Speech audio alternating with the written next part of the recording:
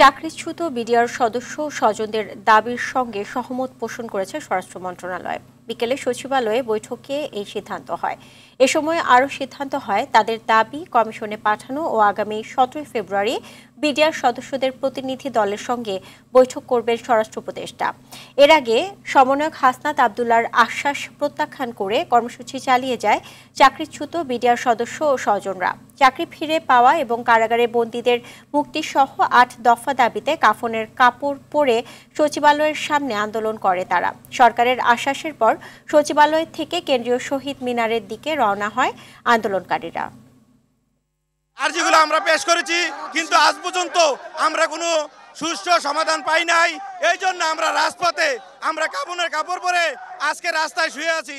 আমরা চাই এই ইন্টারিম গভর্নমেন্টই হচ্ছে এই বিটিআর হত্যাকাণ্ডের পূর্ণাঙ্গ সমাধান করুক, এবং সেটি করতে গিয়ে আমরা বারবার যখনই কথা বলেছি, আমরা যখন আইন মন্ত্রণালয়ের কথা বলেছি, যখনই স্বরাষ্ট্র মন্ত্রণালয়ের কথা বলেছি, তখনই তাদের কাছ থেকে আমরা ইতিবাচক সাড়া পেয়েছি।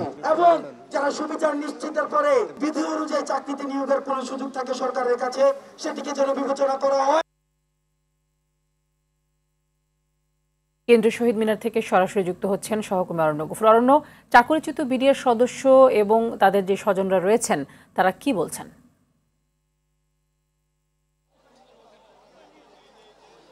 তানি, আমি কিন্তু কিছুক্ষণ আগেও ছিলাম সচিবালয়ের সামনে। এই কয়েক মিনিটের মধ্যে আমরা কেন্দ্রীয় শহীদ মিনারে এসেছি এবং স্বরাষ্ট্র সচিবের সঙ্গে বিডিআর সদস্যদের প্রতিনিধি দলের যে বৈঠকটি ছিল সেই বৈঠকটি কিন্তু 1.5 ঘন্টা দীর্ঘ বৈঠক হয় এবং বৈঠকের পরে বেরিয়ে যে ছাত্র আন্দোলনে যে সমন্বয়ক ছিলেন মাহিন সরকার, তিনি এই বিডিআর সদস্যদের সঙ্গে প্রতিনিধি দলের ছিলেন। তিনি এসে জানিয়েছেন যে স্বরাষ্ট্র মন্ত্রণালয় বিডিআর সদস্যদের এই দাবিগুলোর সঙ্গে একমত, তবে এই দাবিগুলো কতটুকু বাস্তবায়ন করা হবে এবং কি প্রক্রিয়া করা হবে এর জন্য কমিশনের কাছে তার দাবি দেওয়া পাঠানো হবে। এবং পাশাপাশি আগামী সোমবার স্বরাষ্ট্র উপদেষ্টা এই বিডিআর সদস্যদের প্রতিনিধি দলের সঙ্গে বসবেন বিস্তারিত আলোচনা করার জন্য। তো ওই পরিপ্রেক্ষিতে সচিবালয়ের সামনে থেকে অবস্থান কর্মসূচি প্রত্যাহার করে সদস্যরা কিন্তু এখন কেন্দ্রীয় শহীদ মিনারে অবস্থান করছেন।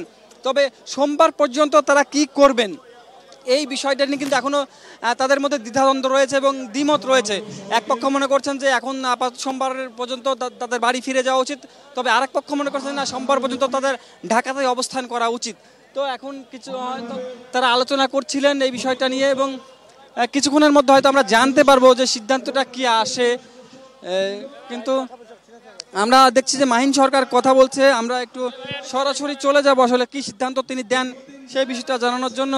আমরা আসলে সরাসরি একটু চলে যাব মাহিন সরকারের কাছে। আপনাদের পক্ষে যেগুলো ন্যায্য দাবি আছে সবসময় পক্ষে ছিলাম, আছে এবং থাকবো ইনশাল্লাহ। কিন্তু আপনাদেরও আমাদেরকে সর্বাত্মক সহায়তা করতে হবে। এখানে আমাদের ছাত্র প্রতিনিধিদের সাথে আপনাদের বিডিআর-এর যারা বিভিন্নভাবে ক্ষতিগ্রস্ত হয়েছেন তাদের 5 জন প্রতিনিধি আজকে স্বরাষ্ট্র উপদেষ্টার দপ্তরে গিয়েছি